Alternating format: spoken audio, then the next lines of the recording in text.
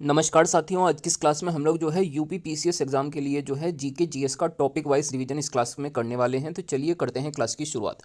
सबसे पहले बात करते हैं भारत से जुड़ी हुई कुछ इंपॉर्टेंट बातों की। तो सबसे पहले अगर भारत में पूछा जाए कितने कृषि जलवायु क्षेत्र हैं, तो भारत को टोटल 15 कृषि जलवायु क्षेत्रों में बांटा गया है। इसके अलावा भारत को कितने कृषि पारिस्थितिकी क्षेत्रों में बांटा गया है, तो टोटल 20 कृषि पारिस्थितिकी क्षेत्रों में बांटा गया है।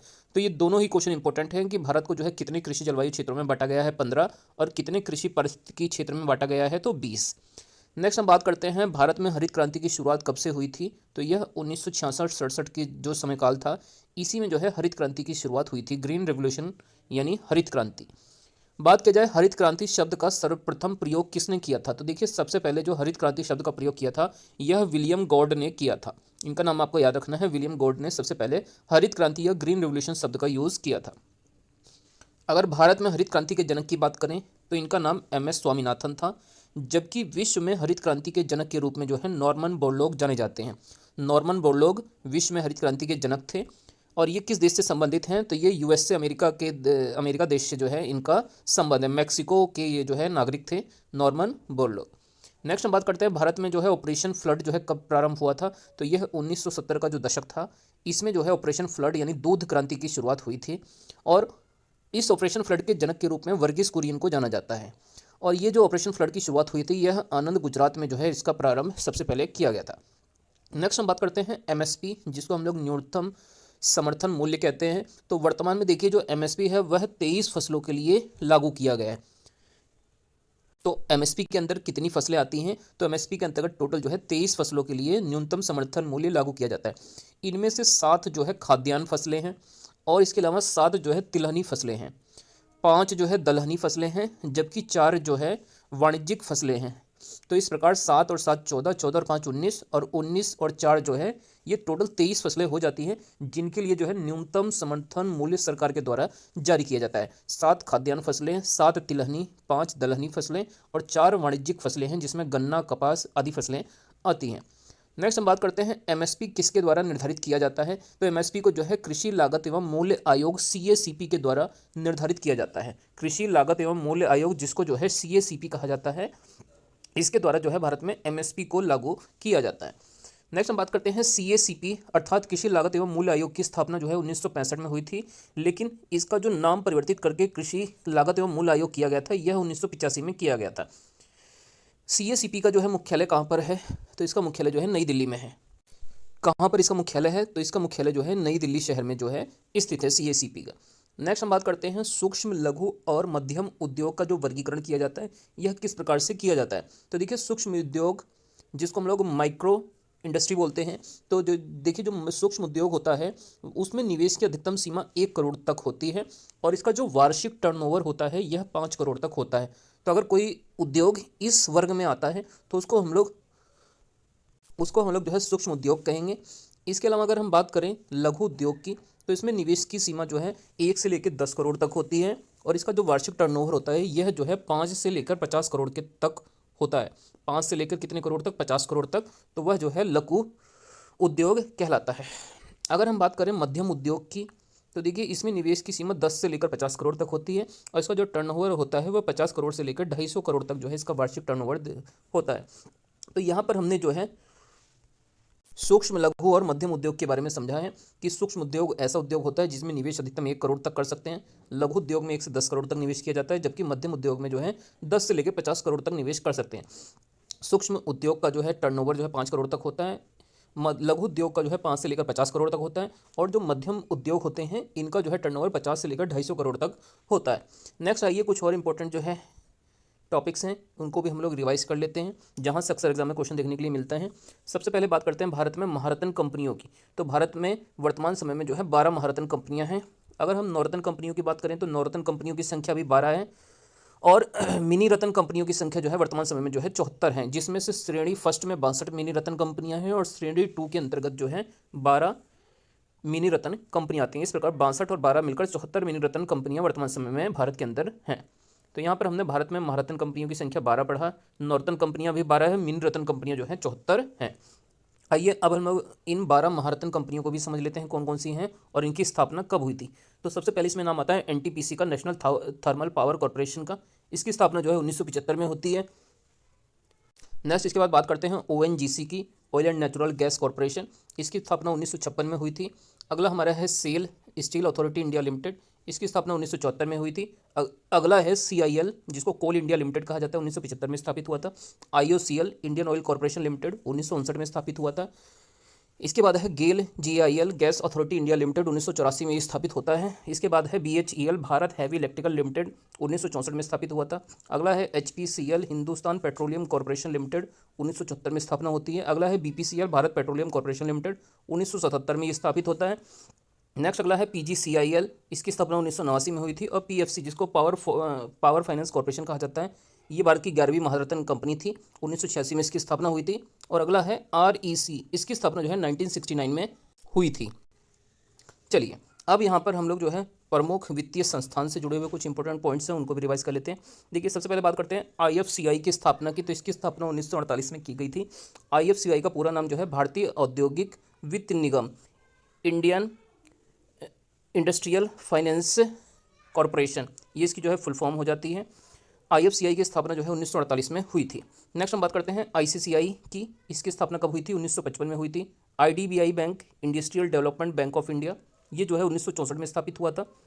और इसके अलावा UTI unit trust of India, इसकी स्थापना भी 1964 में ही हुई थी। इसके अलावा NHB नेशनल हाउसिंग बैंक, इसकी स्थापना 1988 में हुई थी। जबकि सिडबी जो बैंक है यह जो है 1990 में स्थापित हुआ था। और सिडबी बैंक का मुख्यालय जो है लखनऊ शहर में स्थित है। इस चीज़ को भी आपको याद रखना है। सिडबी की स्थापना कब हुई थी? 1988 में। नेशनल हाउसिंग बैंक 1988 में, UTI की 1964 में, IDBI की भी 1964 में, ICCI की जो है 1955 में स्थापना हुई थी। इसके अलावा अगर आपसे पूछा जाए फेरा एक्ट, यह कब आया था? 1973 में। लेकिन ये लागू कब से हुआ था? तो फेरा एक्ट को जो है 1974 में जो है लागू किया गया था। इसके अलावा अगर आपसे पूछा जाए फेमा एक्ट कब आया था, तो यह जो है 1999 में फेमा एक्ट आया था और इसको लागू जो है वर्ष 2000 में किया गया था। इसके अलावा SEZ, जिसको हम लोग स्पेशल इकोनॉमिक जोन बोलते हैं, यह जो है 1 अप्रैल 2000 से जो है लागू है भारत के अंतर्गत। इसके अलावा EFZ, इसको जो है 1965 से जो है लागू किया गया था। तो यहाँ पे कुछ अधिनियम और एक्ट थे जो आपको एग्जाम्स के लिए इंपॉर्टेंट है। फेरा एक्ट कब आया था? 1973 में, लागू हुआ 1974 में। फेमा एक्ट 1999 में आया, 2000 में लागू हुआ। इसके अलावा SEZ, इस एक्ट को 1 अप्रैल 2000 से पूरे भारत में लागू किया गया, स्पेशल इकोनॉमिक जोन बोलते हैं इसको। और EPZ, यह भी जो है इसी प्रकार से एक जोन है, इसको 1965 में जो है लागू किया। हम लोग जो है असम राज्य के जितने भी प्रमुख लोक नृत्य हैं जो आपके एग्जाम्स में पूछे जाते हैं उसको इस क्लास में पढ़ेंगे। तो बात करते हैं असम की। तो सबसे पहला जो यहाँ का लोक नृत्य है वो है बिहू। बिहू बहुत बार एग्जाम्स में पूछा जाता है कि किस राज्य का लोक नृत्य है, तो ये असम राज्य का है। इसके अलावा प्रमुख लोक नृत्यों में कली गोपाल और खेल गोपाल भी जो है यहाँ का एक प्रमुख लोक नृत्य है। बिहू, कली गोपाल और खेल गोपाल, ये तीनों जो है किस राज्य के लोक नृत्य हैं? तो ये असम राज्य के लोक नृत्य हैं।